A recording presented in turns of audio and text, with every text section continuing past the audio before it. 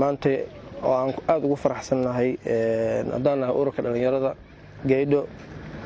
ururka horumarinta dhalinyarada degmada Galdogob oo maanta degmada Galdogob ka wada horumar balaaran ayadoo ay sameynayeen bilic soo celinta magaalada ama bilicda magaalada ay kor u qaadayaan maanta aan ku aadinay maalinta dhirbeerista oo maalin jimco ah oo aan uga faa'iideysanayno degmadeena anagoo kor u qaadayna bilicdeeda dhalinyaradaas ayaa isxil qaantay ururka dhalinyarada oo runtii maanta waxa nala jooga oo nasiib u yeelanay gudoomiyaha guud ee dhalinyarada gobolka Mudug Jaafar Yuusuf Cabdalla iyo wafti uu hogaaminayo ayaa soo gaaray runtii maanta ma sha Allah aad baan ugu faraxsanahay chanceskaas inaan ka faa'iideysano saa u jeedeen maanta dhirbeerista gudoomiyaha gacantiisa ayuu dhirta ku beerayay waxa loo baahan yahay inaan ka wada qayb qaadano hadaan nahay deegaanka Puntland dhammaan deegaamada Puntland horumar kasta oo ka socda magaalooyinkeena iyo deegaamadeena maanta waxaan bilownay barnaamijka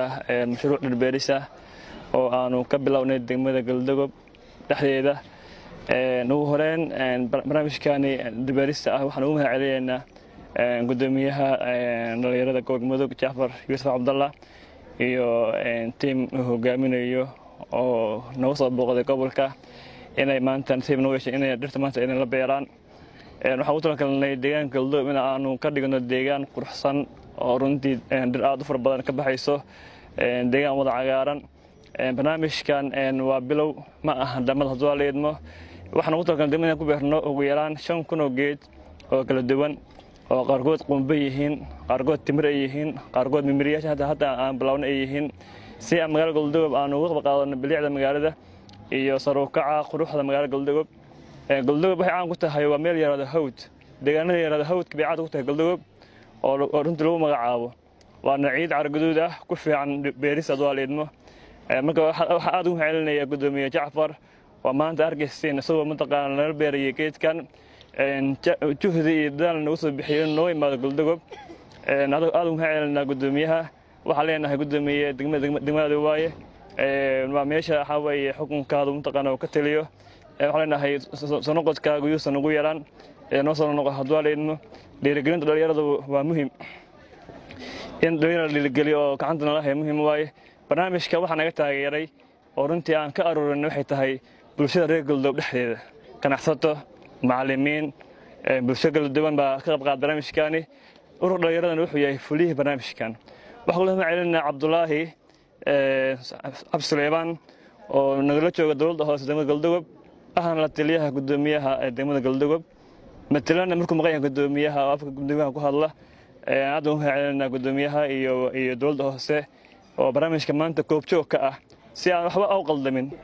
waxaanu galkaayo soo baxnay inaan kala qayb qaadano horumarka balaaran ee dhalinyarada u wadaan dhalinyaradu iyaga looga baahan yahay dalkooda inay wax weeyaan ay dhistaan iyaga looga baahan yahay dalkooda inay horumariyaan marka ma sha Allah waa boogaadinayna shaqo fiican bay hayaan waxa ogtihiin bulsho aysan dhalinyaro horumarin inay soo horumarin marka wax wanaagsan weey inaad u kacdeen bulshadiina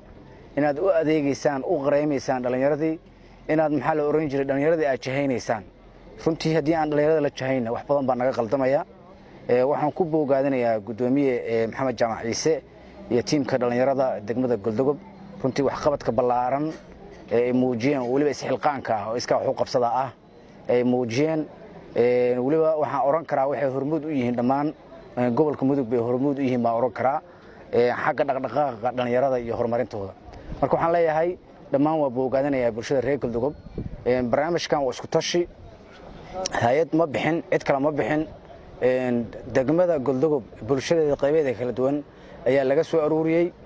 dhalinyarada ayaa u kacday dhalinyarada ayaa haddana fulinaysa oo maxaa la oran jiray dibeysan ka fulinaysa waxaan rabnaa Galdogob oo cagaar aan rabnaa Galdogob oo horumarsan baan rabnaa Galdogob oo laami la rabnaa Galdogob oo waxa weeye mashaariic waaweyn oo horumareed ka hirgashan rabnaa insha Allah waxaan leenahay marka qurba joogta dadka waxa weeyaan ganacsatada waxaan leenahay dhalinyaradan kacday maxaa la oran jiray u istaagtay horumarka in la garab istaago in la shaqeeyo waxaan u mahadcelinayaa Cabdullaahi oo nagala jooga degmada runtii waqtigiisa oo waliba maalin jimca ah xilli nasasho ah jaanis siiyay dhalinyarada inuu dhiirigeliyo oo runtii oday oo nabadoon ah dhalinyarada dhiirigeliyo oo kala qayb qaadanaya marka waxaan leenahay marka bulshada qaybadeeda kala duwan iyo ganacsatada qurba joogtaba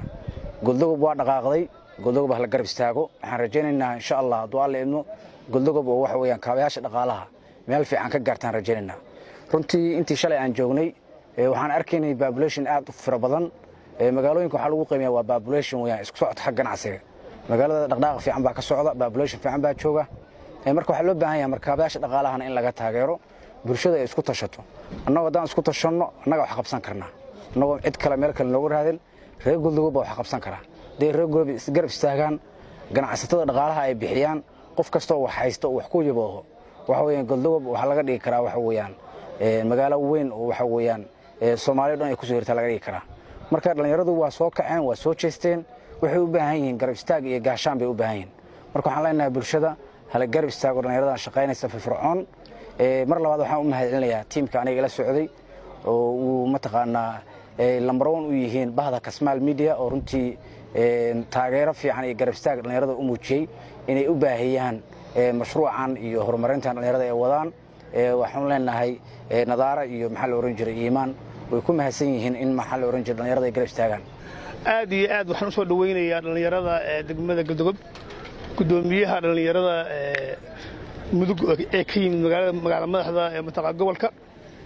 iyo dhammaan mataqaa marti sharafta iyo dhalinyarada kale ee ka shaqeynaysa waxa weeye tani waxay ka mid tahay maanta waxaan abuuraynaa geedo dhalinyaradu isa kaashadeen iyaga hawl ay tahay ay u qaban qaabiyeen ay ayagu kaligood ka shaqeeyeen oo ay rabaan inay ka hirgeliyaan magaaladana cagaariyaan taas oo qayb ka ah wajiga cusub ee Galdogob ee aan doonayno sanadkan la yiraahdo 2019 waxaan rajaynaynaa bisha December markii la gaaro magaalada Galdogob in wajigeedu isbedelo laamiyada nalalka geedaha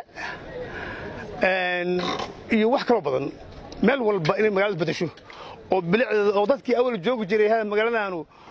ma xamar baa soo gurtay mise meel kale weey dhalinyaraduna aad bay u mahadsan yihiin degmo ahaan annagu waxaan leenahay inaanu talino inaanu dhalinyarada u sheegno aad bay ugu mahadsan inay naga qaateen isxilqaankaana iyagu bilaabeen waa yaani mahadcelinta ilaahayna ajir ha ka siiyo annaguna waa u ducaynaynaa barakallahu fiikum dhalinyaro